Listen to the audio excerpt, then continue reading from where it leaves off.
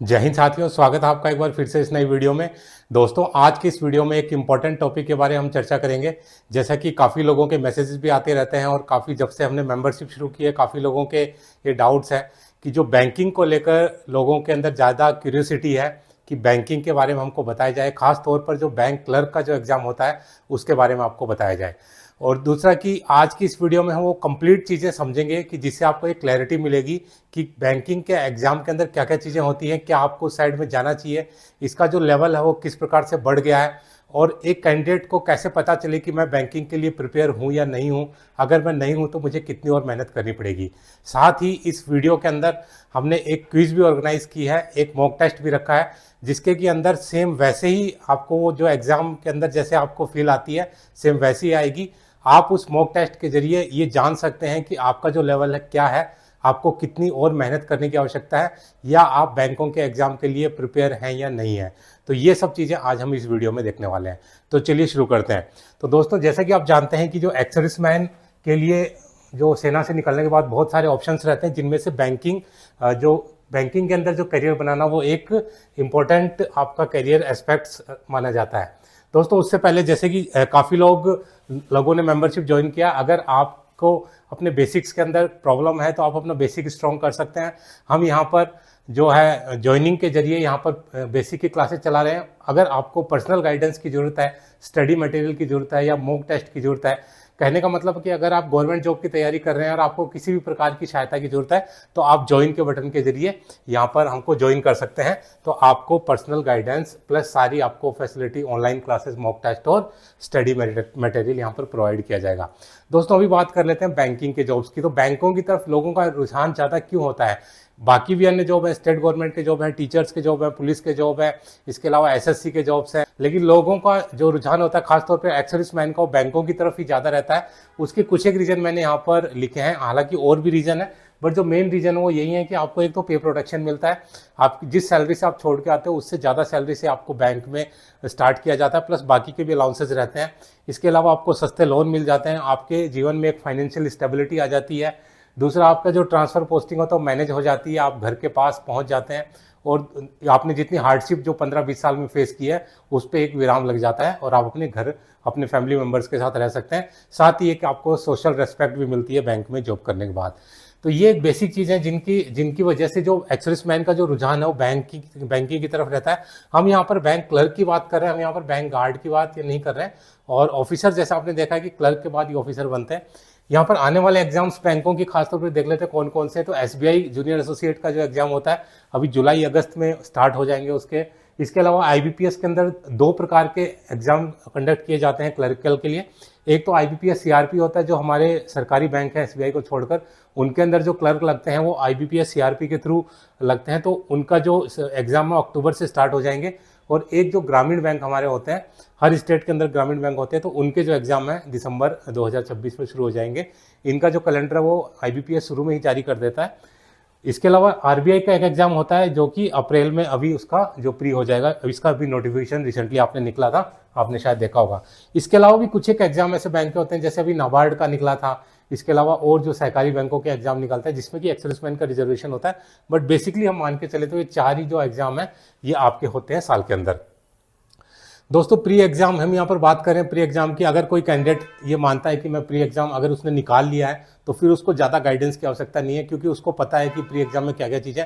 तो अगर आपने प्री एग्जाम पास कर रखा है किसी भी बैंकिंग का, चाहे वो आईबीपीएस हो, एसबीआई हो, आरबीआई हो, आरआरबी हो, तो आपको फिर बहुत ज़्यादा गाइडेंस की जरूरत नहीं होती, क्योंकि आपको पता रहता है कि मैंने प्री एग्जाम निकाल लिया, मैंने मेंस में क्या क्या चीज़ें मेरे को फेस करनी है। तो आपको अपनी ओन स्टडी के ऊपर ही भरोसा रखना चाहिए।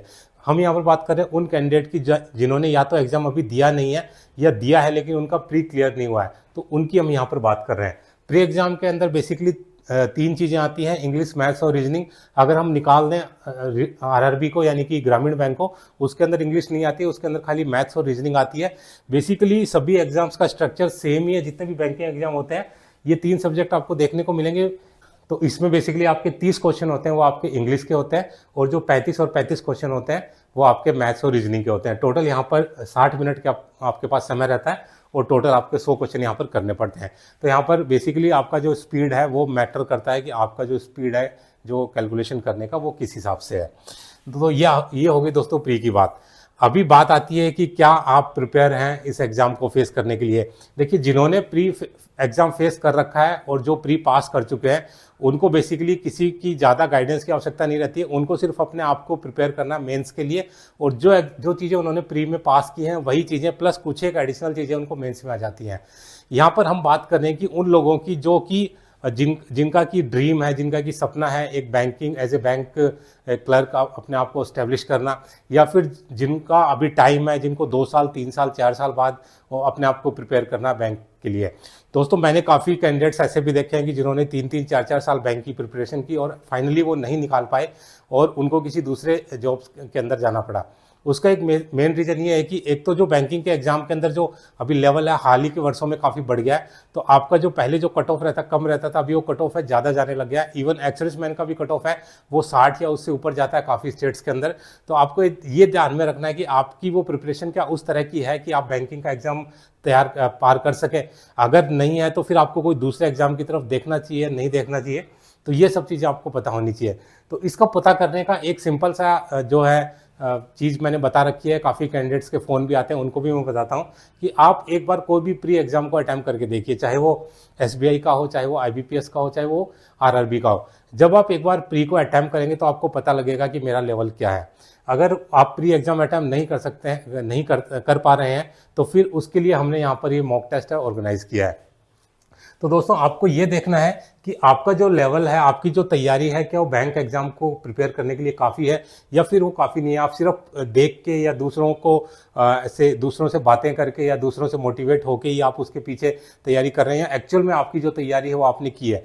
क्योंकि अगर आप कम से कम अगर आपकी जो स्टडी है वो छूट चुकी है 15-20 सालों से, तो कम से कम आपको साल भर का समय अवश्य चाहिए बैंक के पेपर को तैयार करने के लिए। साथ ही आपका बैकग्राउंड भी देखा जाता है कि वो बैकग्राउंड आपका मैथ साइंस का है या आर्ट्स का है। हालांकि ऐसा नहीं है कि आर्ट्स के जो लोग हैं वो निकाल नहीं सकते। मैं खुद आर्ट्स से हूँ और मैंने बैंक का एग्जाम निकाला है, लेकिन फ़र्क ये पड़ता है कि आपका जो स्टडी है वो आपको कितना टाइम मिला है प्रिपेयर करने के लिए, तो वो इंपॉर्टेंट चीज़ है। तो दोस्तों, इसके लिए हमने एक मॉक टेस्ट ऑर्गेनाइज किया है। इस मॉक टेस्ट में क्या होगा, इस मॉक टेस्ट के अंदर सभी वो चीज़ें होंगी जो कि आपकी बैंक के प्री एग्जाम के अंदर आती हैं। एज इट इज़ पेपर बनाया गया है।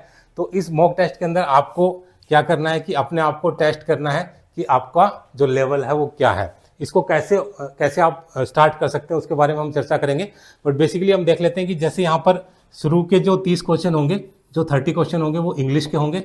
उसके बाद जो नेक्स्ट जो 35 क्वेश्चन होंगे वो मैथ्स के होंगे, और जो अंतिम जो 35 क्वेश्चन होंगे वो आपके रीजनिंग के होंगे। इसमें दोस्तों फ़र्क यही रहेगा कि इसमें भी 1 घंटे का टाइम है। 1 घंटे में आपका जो मॉक टेस्ट है वो खत्म हो जाएगा। अगर आपने सबमिट नहीं किया तो ऑटोमेटिक सबमिट हो जाएगा। लेकिन आपको ये ध्यान में रखना है कि आपको हर 20 मिनट के बाद, अगर आप एक्चुअल में वो जो फील लेना चाहते हैं एग्जाम की, तो आपको हर 20 मिनट के बाद आपको सेक्शन छोड़ देना है। हर 20 मिनट के बाद आपको, अगर इंग्लिश का आपके 35 में से 10 ही क्वेश्चन है तो आपको छोड़ देना, फिर मैथ्स पे आना है, फिर आपको 20 मिनट इसका लेना और फिर 20 मिनट आपको इसका लेना है। एक तो इसमें ये फ़र्क है कि आपका जो टाइमिंग है वो आपका फ्लेक्सिबल है, यानी कि आप अपनी मर्जी से कर सकते हैं। दूसरा इसमें डिफरेंस ये है कि इसमें माइनस मार्किंग हमने नहीं रखी है, क्योंकि ये पहला ही टेस्ट है, इसलिए हमने माइनस मार्किंग नहीं है, तो आपको खुद ही कैलकुलेट करनी है। तो आप क्वेश्चंस को स्किप भी कर सकते हैं। आपको लगता है कि ये क्वेश्चन मेरे को नहीं आता, तो बढ़िया है कि उसको आप छोड़ दीजिए। अगर आपने वो छोड़े नहीं है और आपके गलत आए हैं, तो फिर आपको जितने भी गलत आए हैं उतने मार्क्स आपको कम करने पड़ेंगे। मान लीजिए कि आपके 40 मार्क्स आए हैं, 40 मार्क्स आए हैं और आपके 12 क्वेश्चन गलत हैं, आपके 12 क्वेश्चन गलत हैं, तो 12 डिवाइडेड बाई 4, यानी कि आपको 3 मार्क्स आप अपने 40 में से कम करने पड़ेंगे, यानी कि आपके जो एक्चुअल मार्क्स हैं वो 37 ही हैं। तो दोस्तों, ये आपको मॉक टेस्ट है, आप ज़रूर इसको ट्राई कीजिए और देखिए कि आपका लेवल क्या है। जब भी आप इस मॉक टेस्ट को देखते हैं तो आपके पास एक फ्री 1 घंटा होना चाहिए। उस 1 घंटे के अंदर आपके पास पेन और कॉपी होना चाहिए, ताकि आप क्वेश्चंस को निकाल सके, क्योंकि एग्जाम में भी आपको पेपर और पेन मिलता है, तो यहाँ पर भी वो आपको होना चाहिए। इसके लिए ये वीडियो के नीचे जब आप जाएंगे डिस्क्रिप्शन के अंदर, तो वहाँ पर आपको लिंक मिलेगा, mock test for ex serviceman candidates, ये आपको लिंक मिलेगा। जैसे ही आप इस लिंक को क्लिक करेंगे तो आपके पास एक स्क्रीन खुलेगी। आप चाहे तो इसको मोबाइल में, चाहे टैबलेट में, चाहे लैपटॉप में, कहीं भी आप इसको अटेम्प्ट कर सकते हैं। तो आपके पास ये स्क्रीन खुलेगी और यहाँ पर आपको 60 मिनट का टाइम दिखाएगा। जैसे ही आप स्टार्ट करते हैं, आपको एक फील्ड खुलेगी नेम की, वहाँ पर बस आपको अपना नाम लिखना है। जैसे आप नाम लिख के और नेक्स्ट करेंगे, आपके क्वेश्चन आंसर शुरू हो जाएंगे। जैसे ही क्वेश्चन आंसर आप करते जाएंगे, लास्ट में आपको एक ऐसी स्क्रीन आएगी जिसके के अंदर आपको सबमिट लिखा होगा। दोस्तों यहाँ पर ये जो ऊपर फील्ड देख रहे हैं, बाई चांस ये बाई डिफॉल्ट भरी हुई रहती है। बाई चांस अगर नहीं भरी होती है तो यहाँ पर आप ओके सबमिट या अपना नाम कुछ भी लिख सकते हैं, उसके बाद सबमिट करेंगे। कई बार जब आपका सबमिट नहीं होता तो यहाँ पर इस फील्ड को देखना है, अगर उसमें कुछ नहीं है तो यहाँ पर ओके या सबमिट लिख के आप सबमिट करेंगे। जैसे ही आप सबमिट कर देंगे उसके बाद आपको यहाँ पर आप अपना स्कोर देख सकते हैं। जैसे आप सबमिट करेंगे यहाँ पर अपना स्कोर देख सकते हैं। आप व्यू स्कोर करेंगे तो आपके जो सही जो उत्तर है वो ग्रीन में और जो गलत उत्तर है वो आपके रेड में यहाँ पर आ जाएंगे।